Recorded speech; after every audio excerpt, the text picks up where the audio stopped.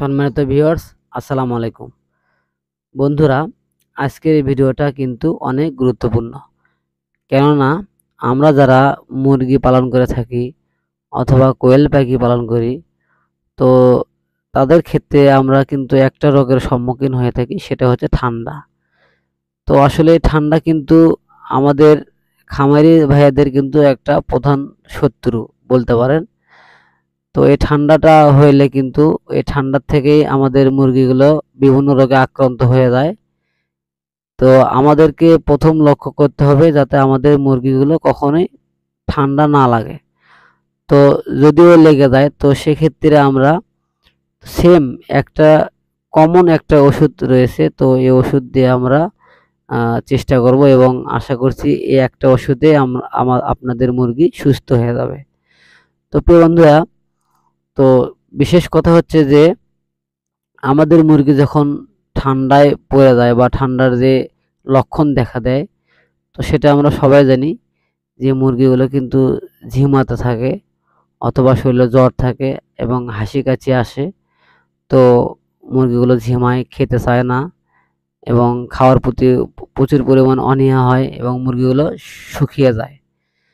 তো এরকম লক্ষণ হলেই কিন্তু আমরা অবশ্যই বুঝে নেব যে আমাদের মুরগি ঠান্ডা আক্রমণ করেছে। তো আসলে ঠান্ডা যদি আমাদের মুরগিকে লেগে যায় তো সেক্ষেত্রে আমি জাস্ট একটা ওষুধই ব্যবহার করে থাকি। তো সেটা হচ্ছে মাইক্রোনেট। তো মাইক্রোনেটটা আমরা সবাই চিনে থাকি এবং সর্বপরিচিত একটা ওষুধ। তো অনেকে হয়তোবা এই ওষুধটা নিয়ে অবহেলাও করতে পারে। তো আমি মনে করছি যে ওষুধের অনেক গুরুত্বপূর্ণ অনেকটাই বেশি, কারণ এই ওষুধটা অনেক কাজে আসে এবং অনেকভাবে কাজ করে এবং অনেক ওষুধের কাজ করে। অনেক অসুস্থতা হলেও এই রোগটা সেরে যায়। যেমন ধরুন আপনার পাতলা পায়খানা অথবা ব্যাকটেরিয়া জনিত যে রোগগুলো হয়ে থাকে, তো এও এই রোগের যে মেডিসিনটা এটা শুধু মাইক্রোনেটের মাধ্যমে সম্ভব। তবে আপনারা চাইলে এই মাইক্রোনেট দিয়ে এই অসুস্থ মুরগিগুলোকে আপনারা সুস্থ করতে পারবেন একদম সহজে। তো এটা আপনারা করবেন, আপনাদের মুরগিকে ৩ দিন খাওয়াতে পারেন অথবা ৩ দিনে যদি না হয় তো সেক্ষেত্রে আপনারা ৫ দিন খাওয়াবেন। তো সেটা হচ্ছে আপনারা কিভাবে খাওয়াবেন? তো আমরা যারা খামারিভাবে মুরগি পালন করে থাকি তারা কিন্তু আমরা পানিতে ওষুধ ব্যবহার করে থাকি। তো সেক্ষেত্রে ১ লিটার পানিতে ১ গ্রাম ঔষধ মিক্স করে আমরা সকালে বা বিকালে ২ বেলা করে ৩ দিন খাওয়াবো। ৩ দিন খাওয়ালেই আমি আশা করছি আপনাদের মুরগি পুরোপুরি সুস্থ হয়ে যাবে। অথবা যদি তাতেও যদি না হয় তাহলে অবশ্যই আপনারা আরও ২ দিন বাড়াতে পারবেন। বন্ধুরা, এই ওষুধটা আপনারা খাওয়ালে আপনাদের মুরগিগুলোকে যদি ঝিমিয়ে থাকে বা অথবা জ্বর থাকে বা পাতলা পায়খানা বা ব্যাকটেরিয়া জনিত যে সমস্যাগুলো রয়েছে, তো আশা করছি আপনাদের মুরগি একদম দ্রুত সুস্থ হয়ে যাবে। তো সবাই আপনারা অবশ্যই বুঝতে পেরে গেছেন। তো আরেকটা গুরুত্বপূর্ণ কথা হচ্ছে, সেটা হলো যে আপনারা একটু লক্ষ্য করবেন যে আপনাদের মুরগিগুলোকে একটু কম ওষুধ খাওয়াইতে। এমন না বেশি ওষুধ খাওয়ালেও কিন্তু আপনাদের মুরগিগুলোর ক্ষতি হতে পারে এবং আমি কিন্তু সেটাই চেষ্টা করি। কেননা যত কম ওষুধ খাওয়াবেন তত আপনার মুরগির জন্য অনেক ভালো।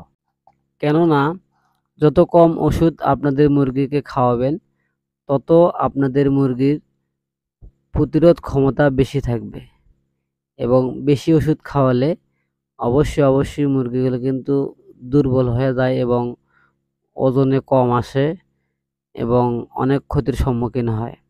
তো বন্ধুরা, এটা অবশ্যই আপনারা খুব ভালোভাবে লক্ষ্য করবেন এবং চিন্তা ভাবনা করবেন এবং বিষয়টা হচ্ছে যে আপনারা চেষ্টা করবেন যাতে আপনাদের মুরগিগুলোকে যাতে অ্যান্টিবায়োটিক মুক্ত পালন করার চিন্তা ভাবনা করবেন। যদি অ্যান্টিবায়োটিক মুক্ত পালন করেন তাহলে কিন্তু অনেক ভালো এবং মুরগির জন্য ভালো, খামারের জন্য অনেক লাভবান।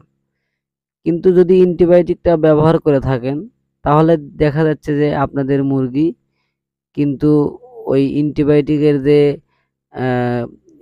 রিয়াকশনটা আছে, তো সেই কারণে কিন্তু আপনাদের মুরগি একটু দুর্বল হবে বা এটা কিন্তু খামারের একটা লসের প্রজেক্ট হতে পারে বা হতে পারে আর কি। তো অবশ্যই চেষ্টা করবেন যে আপনারা যাতে আপনাদের মুরগিগুলো অ্যান্টিবায়োটিক ছাড়া বা প্রথমে যদি কোনো অসুখ আক্রমণ করে বা কোনো অসুস্থ হয়ে মুরগিগুলো পড়ে যায়, তো সেক্ষেত্রে অবশ্যই আপনারা অ্যান্টিবায়োটিক ছাড়া রোগগুলো নিরাময় করতে চেষ্টা করবেন।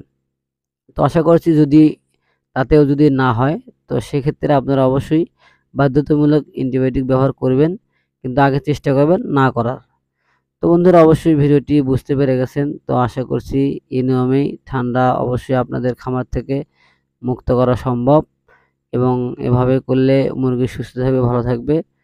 তো ভিডিওটি যদি ভালো লেগে থাকে তাহলে অবশ্যই লাইক, কমেন্ট, শেয়ার করবেন এবং সবাইকে সুস্থ কামনা করে আজকের মতো বিদায় নিচ্ছি। আসসালামু আলাইকুম ওয়া রাহমাতুল্লাহ।